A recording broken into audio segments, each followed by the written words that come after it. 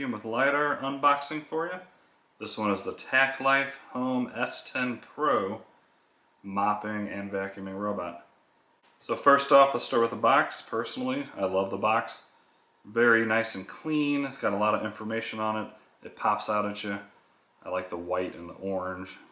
That's just me personally. I like to see a fancy box rather than this company here. Scenic, great vacuum, but you guys need to step up your box game. That to me is just boring. Doesn't really give you a lot of information. But this one here is nice and clean. Go to the back, shows you an under picture of it. It also lets you know it does have a mop. And over here it has a little bit of information on it, which is very similar to a lot of the robotic LiDAR-based robots. Even the Roborock S4, S5, S6, this is going to be very similar to those, which I will also be putting this up against those and let you know if it's as good as a Roborock. So let's go ahead and open this up. We'll see exactly what you get, and then I will do all the tests for you guys and let you know if I recommend it or not. So I always like when they give you some sort of card or something on top that kind of shows you exactly what you're getting yourself into, along with how to set up the Wi-Fi, use the app, what app to use, and then basically exactly how you set it up. Nice and easy. Of course, you get the manual. I believe you've been, yes I have been. Just some protection there. And the robot vacuum itself. Of course, we have the power cable. Ooh, a free gift. Which is an extra air filter, which is always nice. Oh wow, even the dock is boxed up. That's rare. They usually don't box up the dock. Once again, just the normal dock that it'll drive up on, very similar to most docks out there. Over in this box, where you have the side brushes. Most likely it's going to be 2 extra ones, but we'll find out in just a second. And then the water tank for mopping.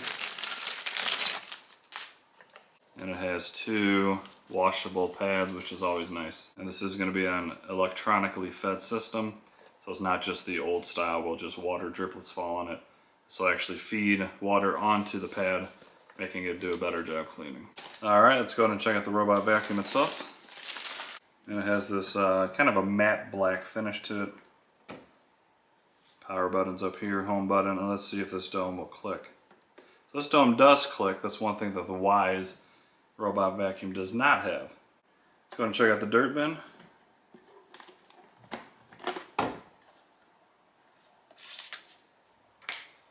Here's the dirt bin. Definitely reminds me of the Roborock. Filter, very easy to snap in and off.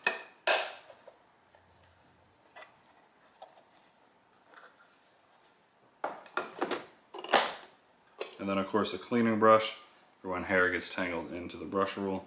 What do you guys think? You like the matte black finish? On the bottom, it's going to have a single side brush system along with the brush roller and silicone. So just like all my videos, I'll be putting this guy through every test that you've seen previously on this channel. I'll be pitting it up against brands such as the Roborock. I probably have 10 different LiDAR-based robots. This will be put through my pickup test, and we'll compare that to all the other robots that have done it and see just how well this guy cleans. Does have 2,000 PA suction. If you like this video at all, please do me that big favor. Smash that like button, consider subscribing. I'll be putting this through tons of tests. I'll definitely let you know if I recommend this guy, and I'll probably pit it up against the Wise and see which one's truly better if we're looking for a $200 LiDAR-based robot vacuum. Have a great day, and I'll see you guys in the next one.